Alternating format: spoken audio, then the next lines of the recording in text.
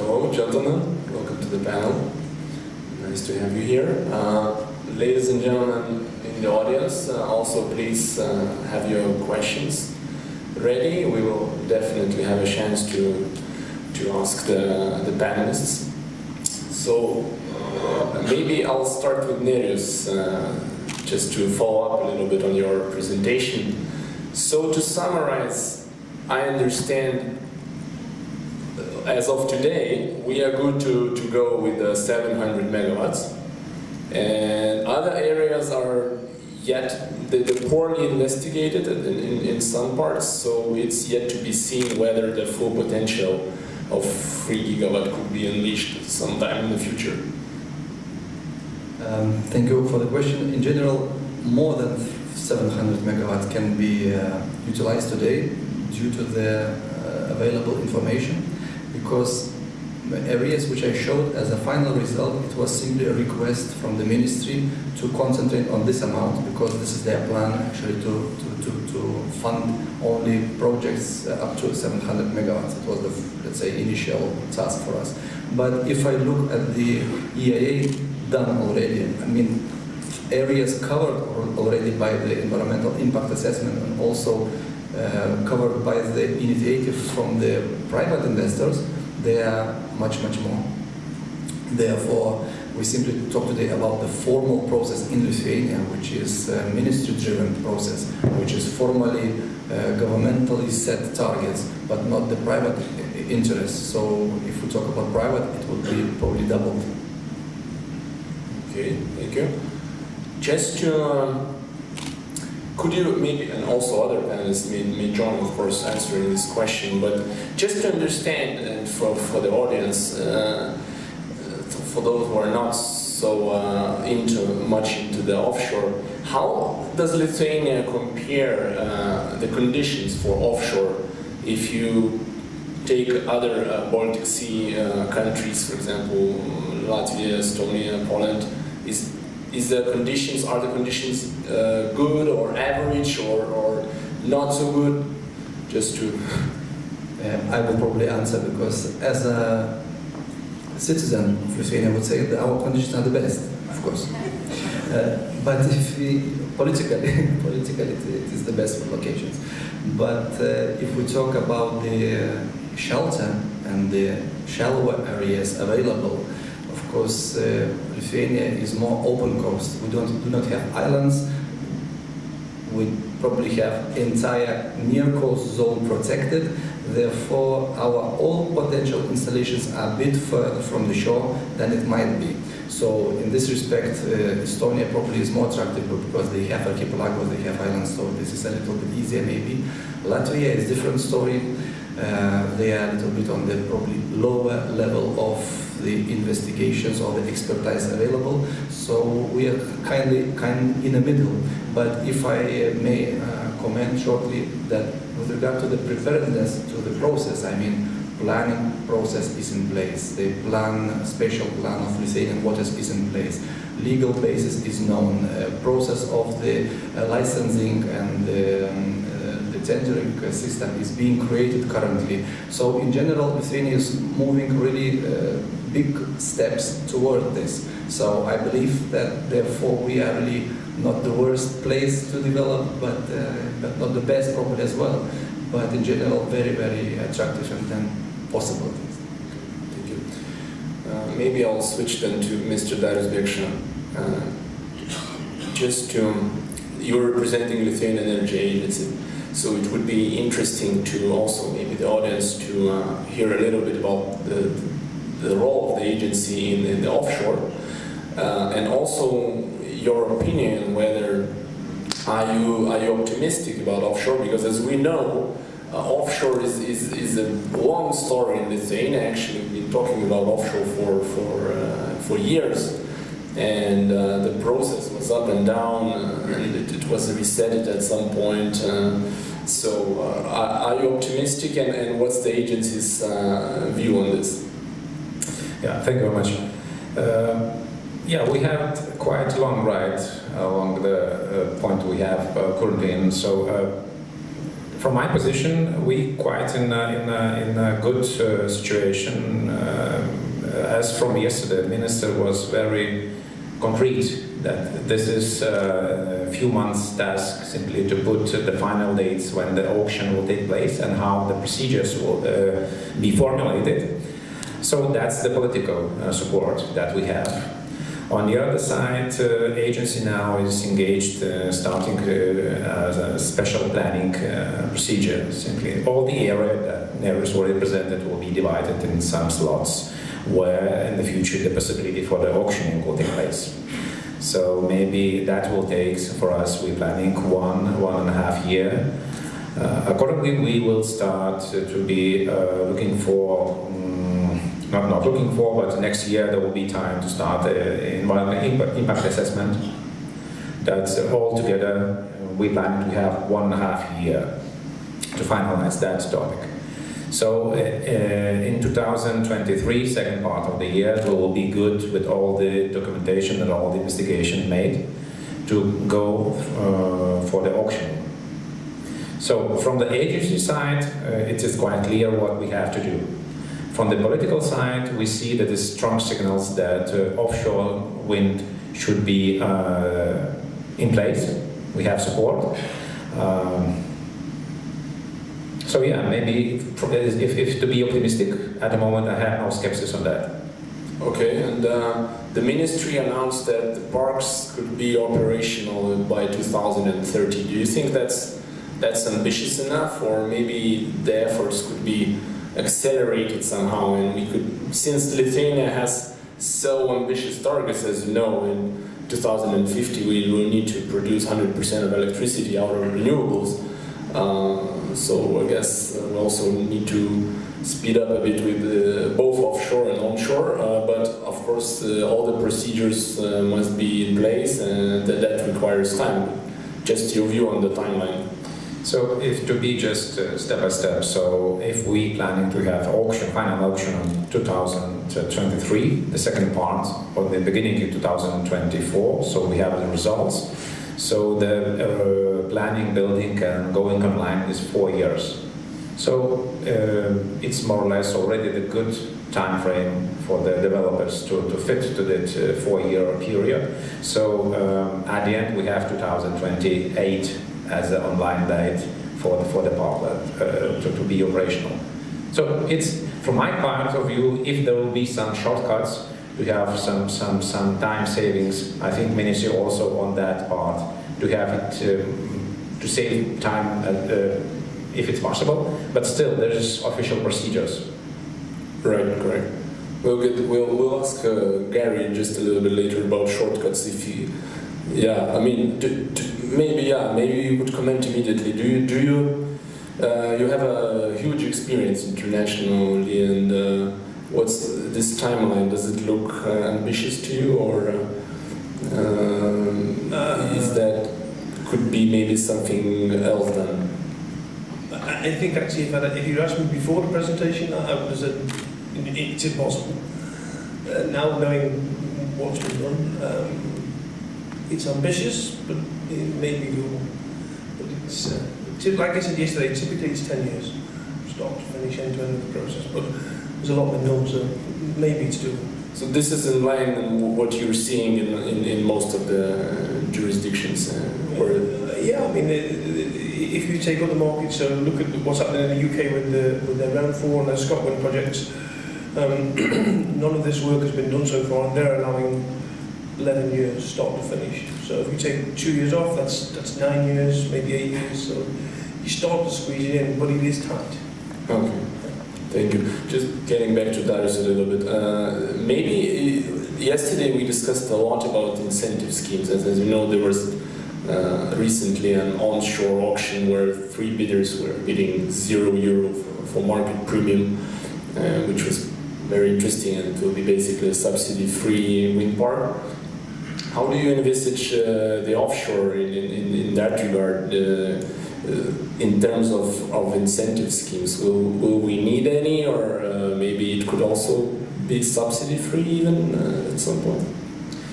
I think I wish to have subsidy free, so it's another good news. It could be another good news, but I think the model for the competition will be designed in a way that there will be some subsidy if the developer will decide that it's enough for him to go with the market price or whatever the price it will see as convenient.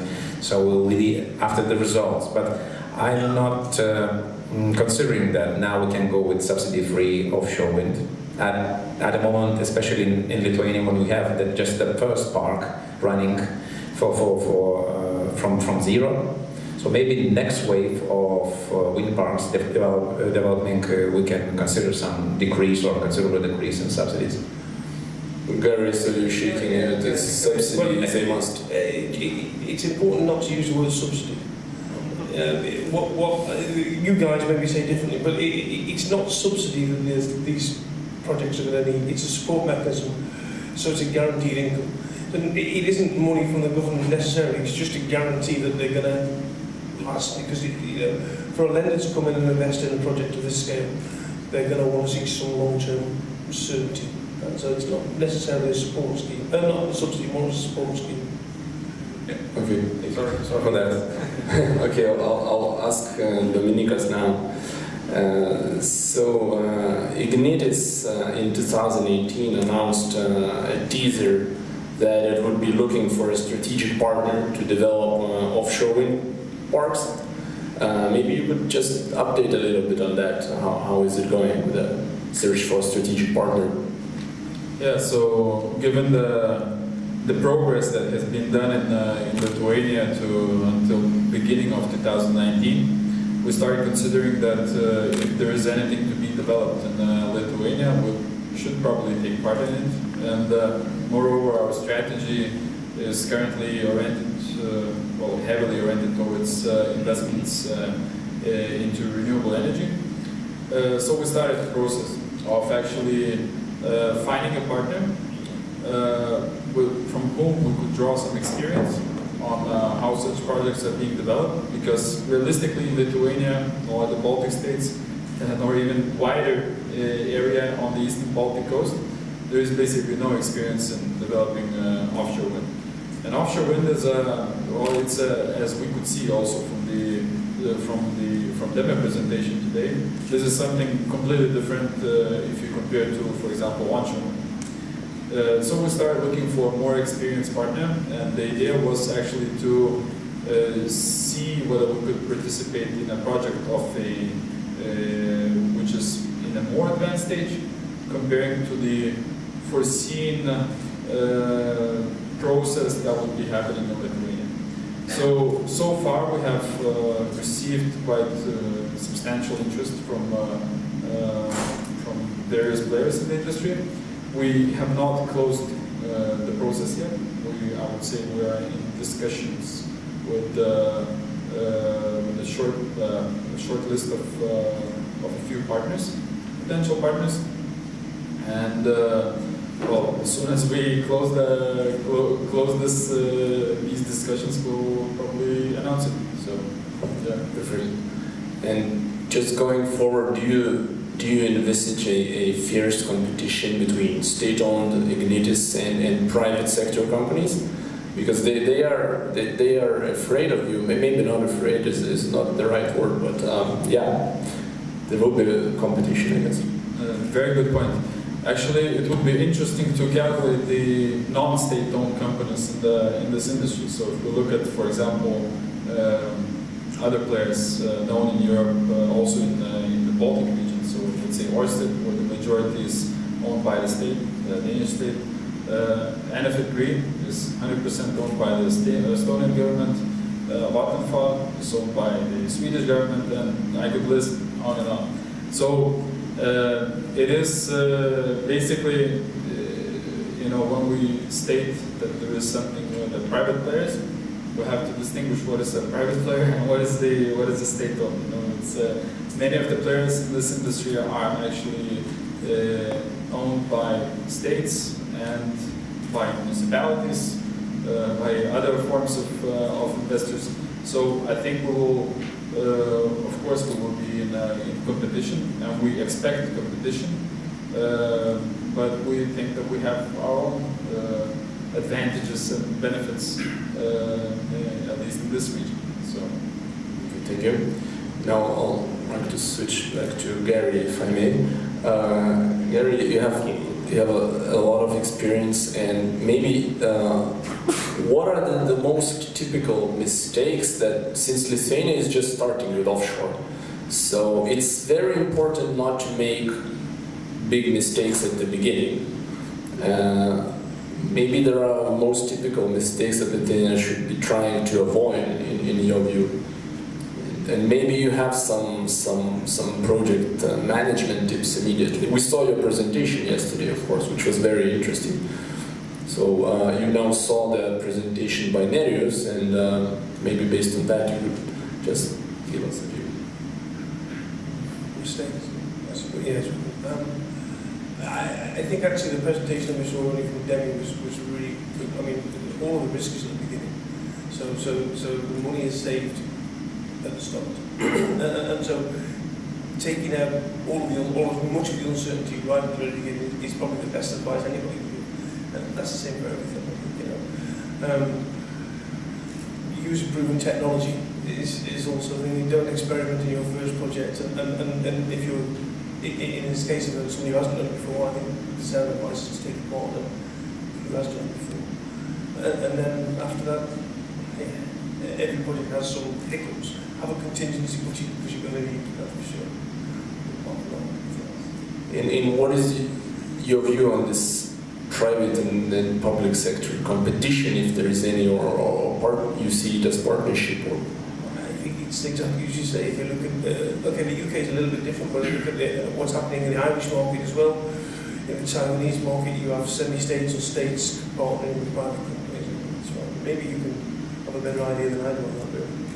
Yeah, that's right. Ricardo, I just was wanted actually to ask you, yes, you'll be able to comment, of course, on this point, but in general, you're operating in many jurisdictions, and so do you find the Baltic Sea region particularly interesting, and what is your... I have to say that, so obviously my background is technical, so I think from a technical perspective, the Baltic Sea is probably one of the last areas around the globe where we might deliver an offshore wind farm in less than 4 years. That's what we've seen being done. It's very benign, the seabed. So the seabed is very, very benign, and yeah, from a technical perspective, you can develop and build. Competition is something that's needed. That's what drove this industry up to where we are today. This industry that has less than 20 years, and the evolution has been huge. So I think it's important to have the competition there. Regarding your point, not to make mistakes, I think the work that has been done on the development has been extremely good. To have seen, for example, in the US, that permitting issues like environmental impact that was not properly done, put a hold onto the projects. So I think the work that you've been doing here, it will make the life extremely easy to developers wanting to invest, because part of the risk of developing an offshore wind farm from scratch is actually on these aspects, permitting impact with other activities and shareholders. So I think that work has been extremely important and will definitely help bring this together. Okay, let's talk a little bit about investment part. So the investment required will be fundamental actually, and especially if in the broader context, of course, we know that the Wind Europe has recently conducted a study, and they claim that it is feasible to deploy 450 gigawatts of offshore wind, and then the investment necessary would be 45 billion per year, which these numbers are colossal, of course. Do you think that the states are ready and the investors are actually ready to deploy such fundamental investments? Everybody can comment if. I can comment a bit on this. We have actually also announced in our publicly about our willingness to invest into renewable energy, and generally speaking, at least the way the markets look now, the capital markets, there are quite many investors who are willing to deploy their capital into renewable sector. So I wouldn't say that there is a lack of capital available in the markets. The question is how to secure and how to make the investments more attractive, and especially Lithuania as a country, I mean, which is a relatively small country with big ambitions in renewable sector. So I think this question is yet to be answered, how to make it more attractive. But if the support mechanism is attractive enough, the capital will be there. So this is, in this, I think few participants will have doubts that with attractive support mechanisms, the capital can be attractive. Absolutely. I think one point that has not been mentioned is that, as you said, there's potentially a huge pipeline globally. And currently, everybody is actually targeting for the same dates. So I think we will have an issue with the supply chain. We will have an issue ourselves as developers. We will have to start picking out which projects are more attractive to us. So, as I said, the return on investment stable, it is relevant, but obviously, as more complex the site, as more difficult the construction, you know, if we have to prioritize, that one will go maybe down the line. So it's important that you said this 450 giga of installed capacity. As of today, offshore wind went out of Europe. We are now in Asia, we are now in North America. But I have to say that the supply chain is actually almost the same. So I don't think this is, as it is sustainable. So either we have more players into the industry, or it will be very difficult to go with this. Thank you. Do we have questions in the audience?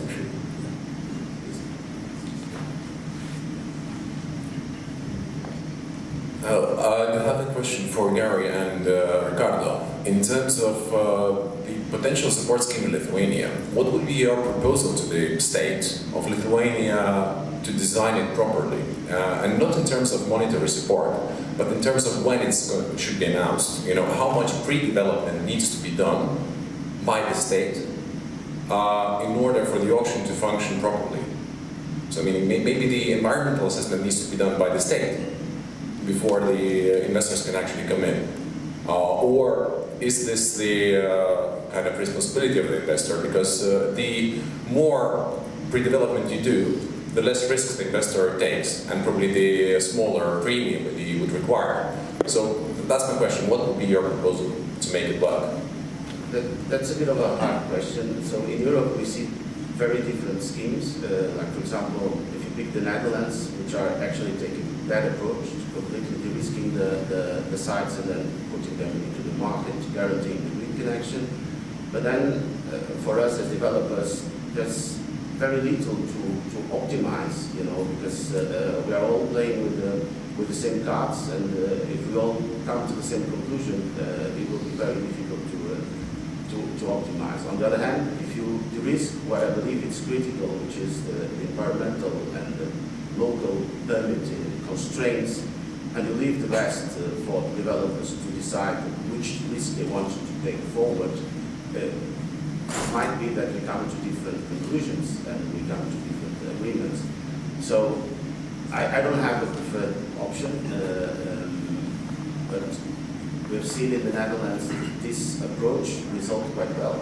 So I'm not sure if you were aware, but the tender last year, there was a first round to see if there would be zero bids moving forward, and then it was planned for let's say, a subsidized bid afterwards. This didn't came, so it was immediately adjudicated to, let's say, a no subsidy bidder. So it's proven that it works for the road. So maybe I would suggest that in order not to congest, and there's a lot of work that has been done, maybe taking these projects out of the 2025, 2030 pipeline would maybe put this way on a more competitive position. Because the market will be, as I said, full at the time. Yeah, I probably should just echo that. I mean, the more the government does, the less profit there is for a development, because you're not developing anymore, you're just building. So I would say, I would probably say do less. Probably it's far enough at the moment, and then let the developers step in and decide how they want to develop projects and take the profit from there. That would be my view. Okay, thank you. More questions from the audience?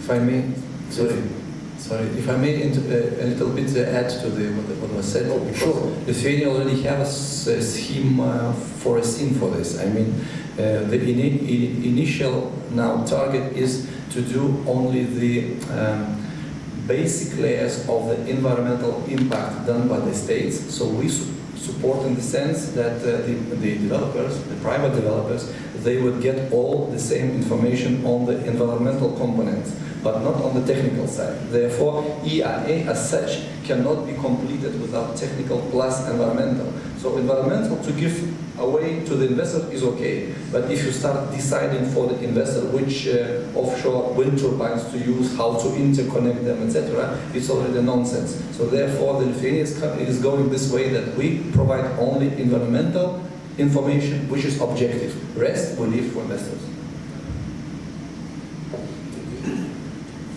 Yeah, thank you very much. Thank you very much also for the presentation. It's very interesting. I'm impressed by how far and the work that has already been done. One thing I missed in the whole discussion for the moment, which is a magic word we often hear in offshore wind, which is grid connection.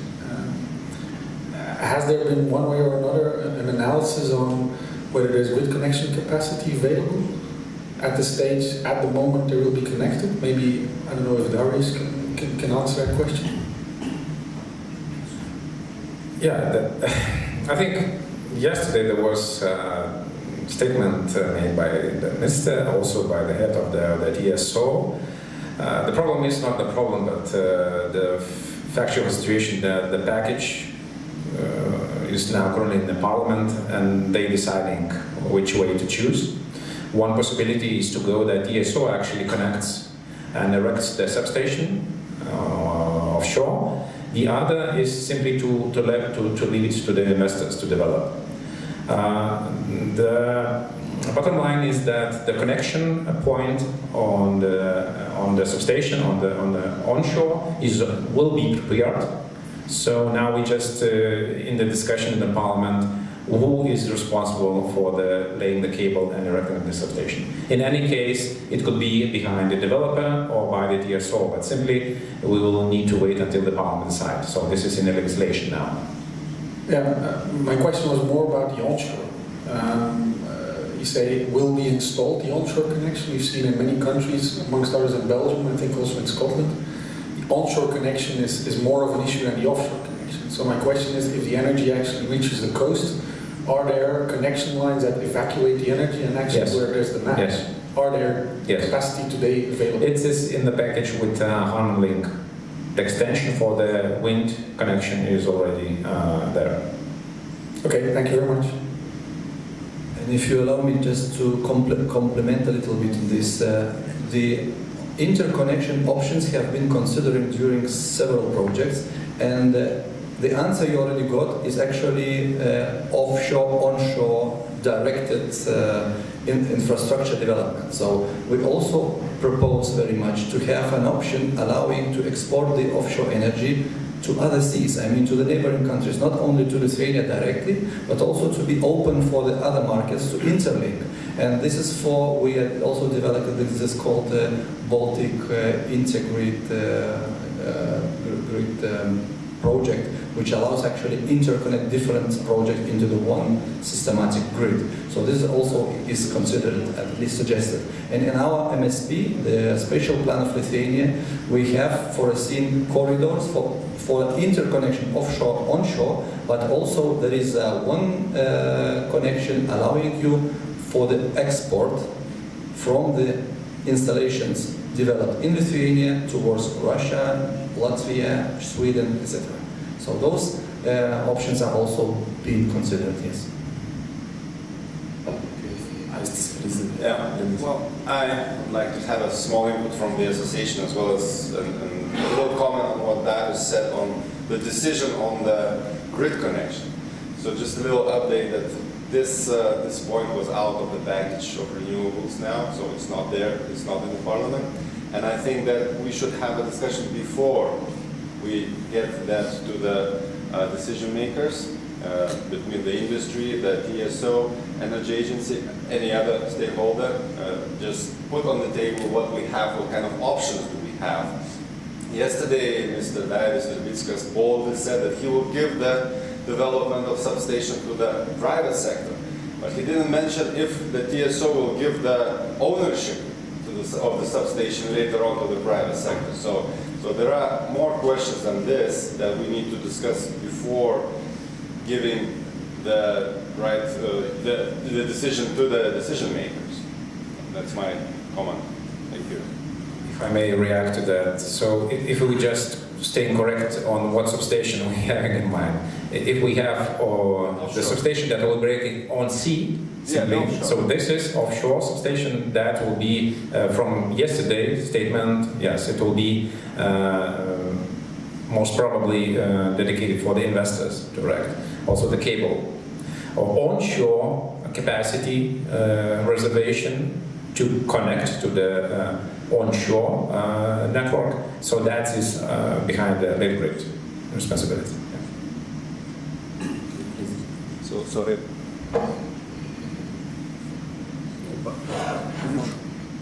Sorry to say this, but for university, how do you deal when you are doing the same job once more? You know? And my question is, at least I expect that you are charging it a very low price because we already paid for it.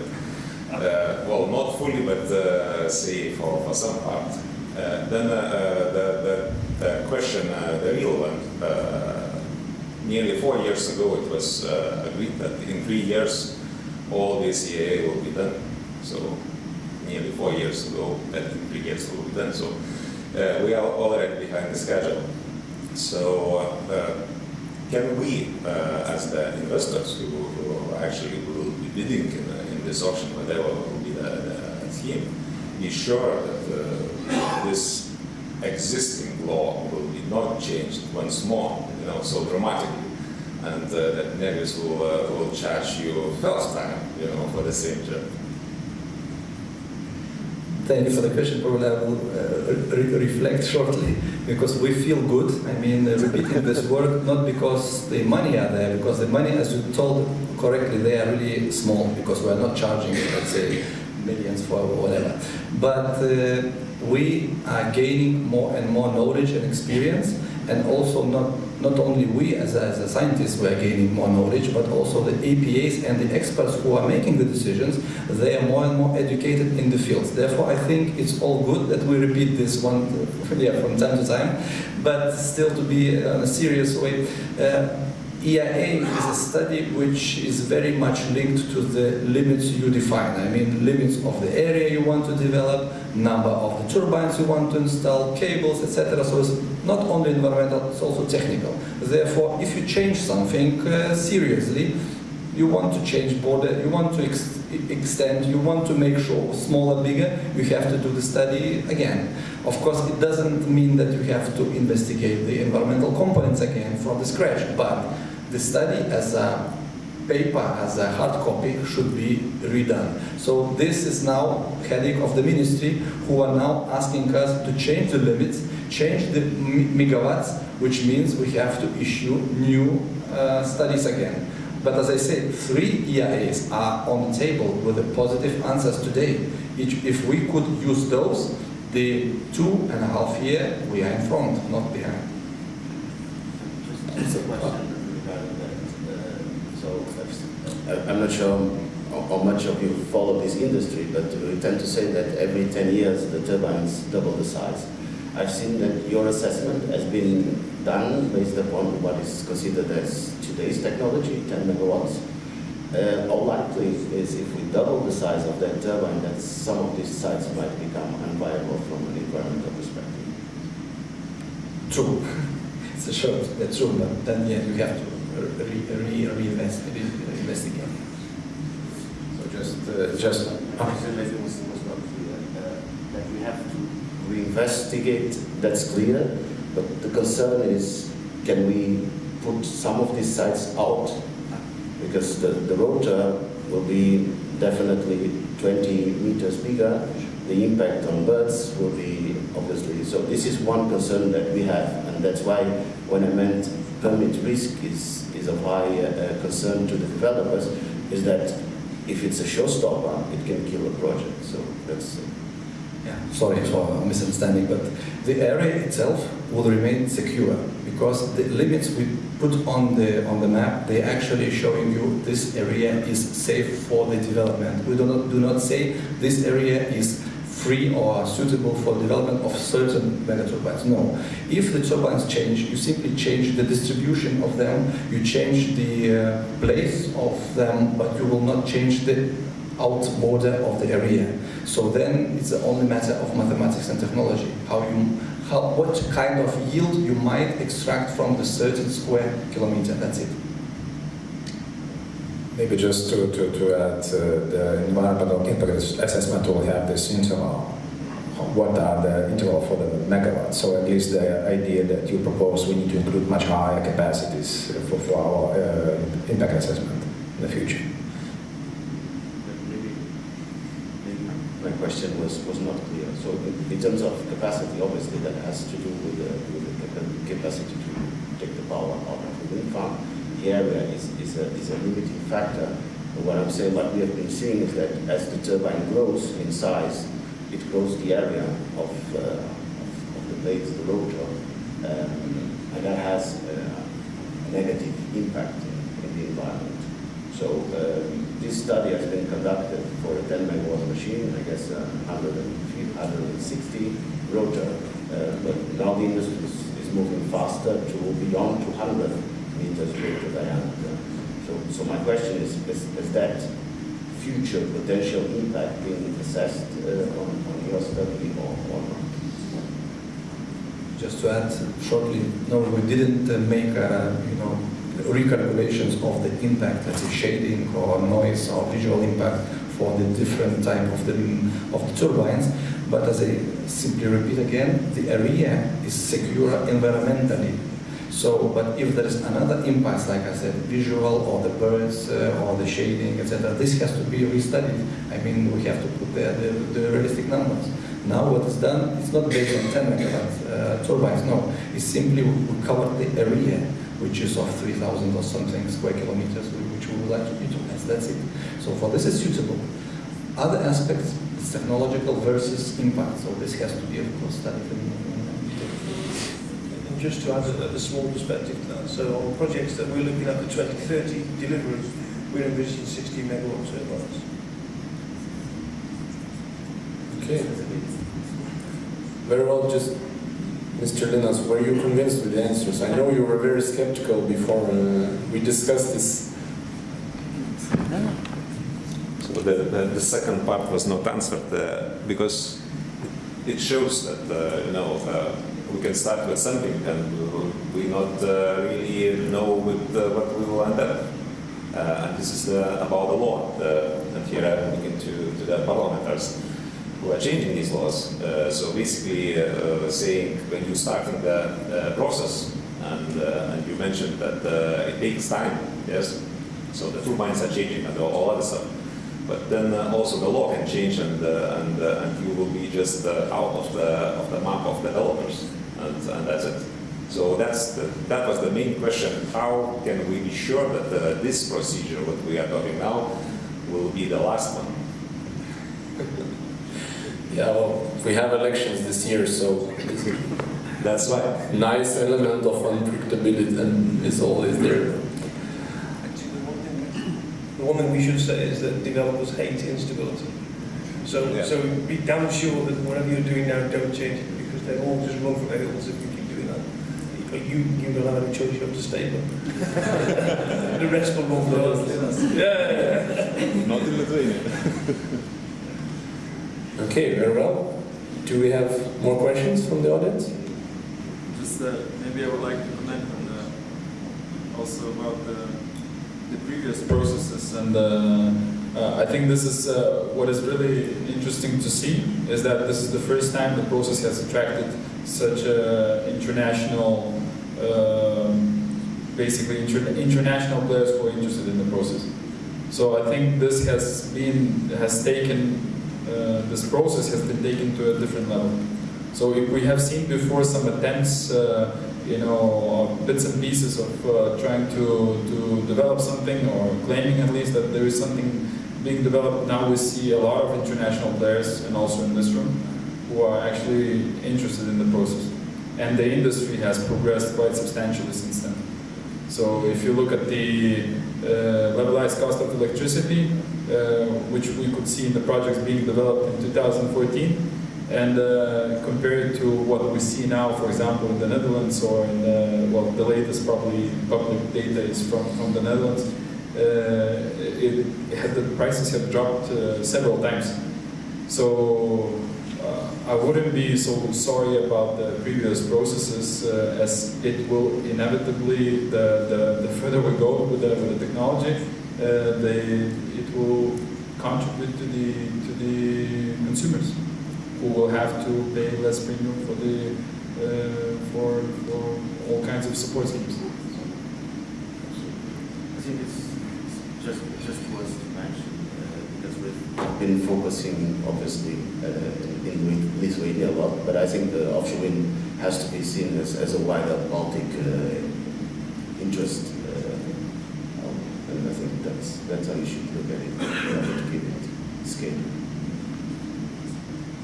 Absolutely, we have so many representatives here and today and yesterday, and different suppliers and contractors in the industries. So it seems like everyone is interested and more or less ready to start. Of course, if we maintain the same course. All right. So if there are no further questions from the audience, then perhaps, I don't know, just maybe concluding remarks. What do we have to do until the next conference next year?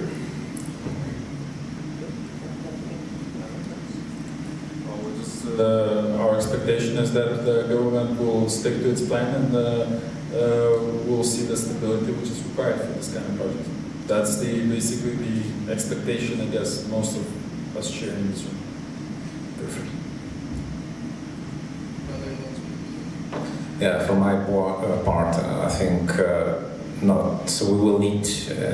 not need to wait 1 year, but we will have much faster information on how we will actually proceed. The minister yesterday promised, as I understand, it's in few months. Expected in summer or something like that. Yeah. So actually we will have some step-by-step plan in the near future. So it will be much more obvious, and this maybe doubts will be already faded away.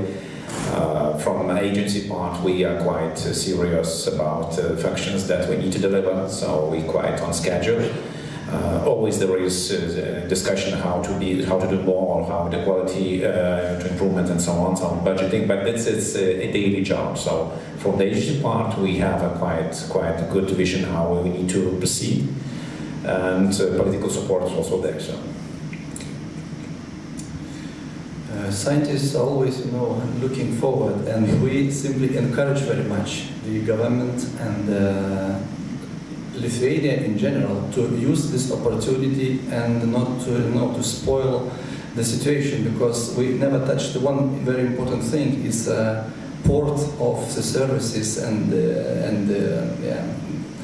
hub for development. If we want, as a Lithuania, be, let's say, in the front line, our port has to be strengthened enough to be able to accommodate all the materials that are needed for the developments and further develop the very nicely working network of the services related to this business, because it's a really new economical sector coming. Huge one, very expensive one, huge money, huge experience is needed. So if we are ready to accommodate, so we are first. If we are not, I think Poland will take over. This is my message actually for the Lithuanian economy. Absolutely, and that's really touched on the point of a wider Baltic region. You refer to Poland, which has obviously a very big capacity. However, we have seen probably that all the process is much less agile, at least than what I've seen here. So I think you should take that into your advantage, kick off the first projects, and set the anchor of offshore wind here. Who knows? That was a good point with the port, of course. Yesterday there was a presentation on this, and there are some interesting plans for developing inland port and outside port, northern. Even the LNG terminal may need to be relocated. Our national pride. So. Okay, so thank you very much, gentlemen, for the discussion, and thank you very much, the audience. And I guess we'll